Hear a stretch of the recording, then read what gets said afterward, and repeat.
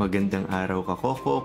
Magluluto tayo ng ginataang bilo-bilo o ang tinatawag naming sampelot sa Kapampangan. Masarap itong recipe na to, hindi gaanong matamis at tamang-tama ang creaminess niya. At pag malamig, para kang kumakain ng ice cream. Prepare muna natin lahat ng ingredients. Lulutuin natin yung sago. Meron na tayong kumukulong tubig dito. Pure water ito, wala akong ibang nilagay.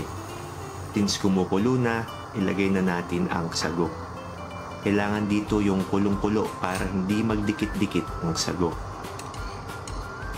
Pakuluan lang natin for 5 minutes.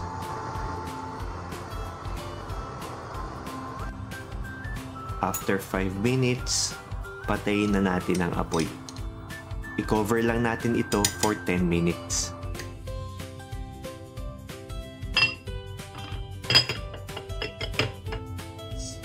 After 10 minutes, ready na ang sago.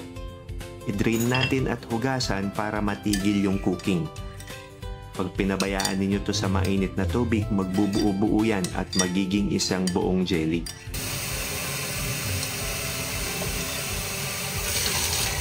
Hugasan lang natin sa running water. Kung mapapansin ninyo, meron pang konting-konti na white sa loob, pero okay lang yan. Maluluto pa yan mamaya pag nilagay na natin siya sa ginataan. Ito na yung sago, lalagyan ko lang ng tubig. Normal temperature na tubig para lang hindi magdikit-dikit. Prepare natin ang kamote at saging. Magpapakulo tayo ng tubig at asukal. Minamatamis ko muna. Optional step ito. Pwede namang idiretso sa gata pero mas masarap kung lulutuin muna sa tubig na may asukal. Pag ginawa ninyo to, magkakaroon ng manipis na caramel ang kamote at saging na parang magiging outer shell para hindi mabilis matunaw pag hinalo na sa gata. Pag wala nung mismong shell or nung caramel, mabilis sumipsip ng sabaw so nagiging malata. At kapag ginawa ninyo to, mas na-enhance pa ang flavors ng kamote at saging. Lagyan din pala natin ng kaunting asin.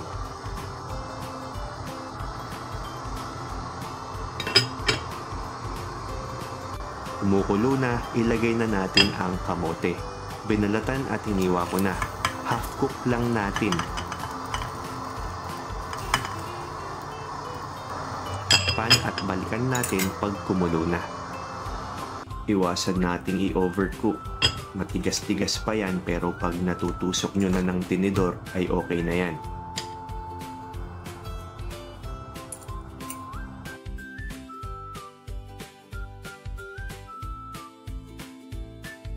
Ilagay naman natin ang saging. Katulad ng kamote, half cook lang din ito.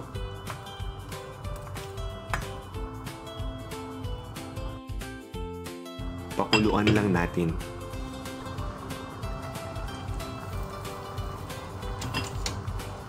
Pag napansin nyo na medyo darker na yung pagka-yellow niya, okay na yan.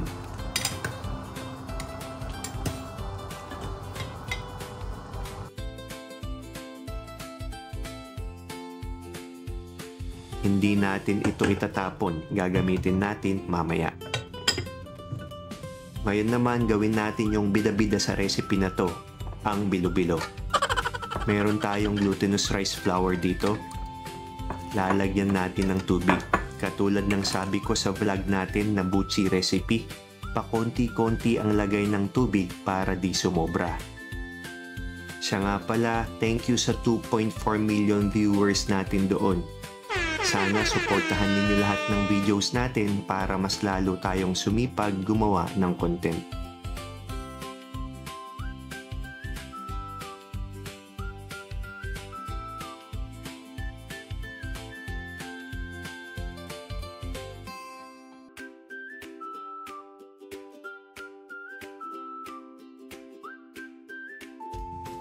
Okay na tong ganitong texture at consistency, magbibilog na tayo. Tig half tablespoon ang sizes.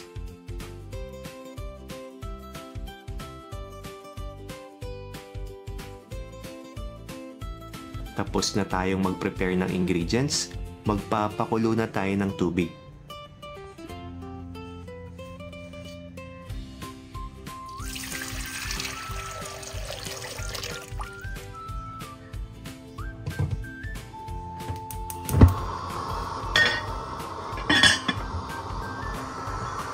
Kumukulo na, maglalagay na tayo ng kapanggata o coconut cream.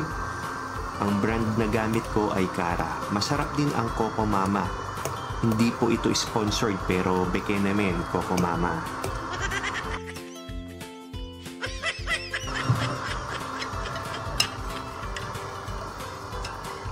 Takpan lang natin at pakuluan. Halu-haluin lang paminsan-minsan. Kumukulo na, ilagay na natin yung pinagpakuluan ng kamote at saging.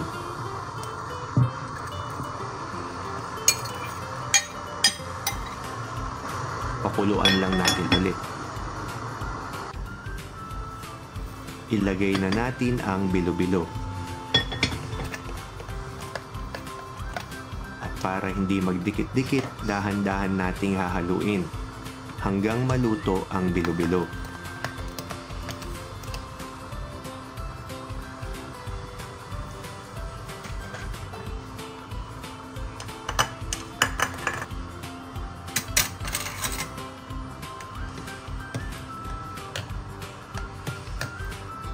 Pag lumutang na ang bilo-bilo, ibig sabihin okay na yan. Ilalagay na natin ang kamote at saging. Siya nga pala, please support my friend, Abby Unfiltered TV.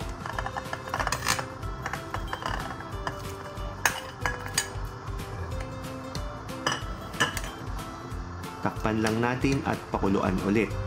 Paminsan-minsan hahaluin ninyo para hindi magdikit-dikit. Malapit-lapit ng kumulo, tikman muna natin bago lagyan ng asukal.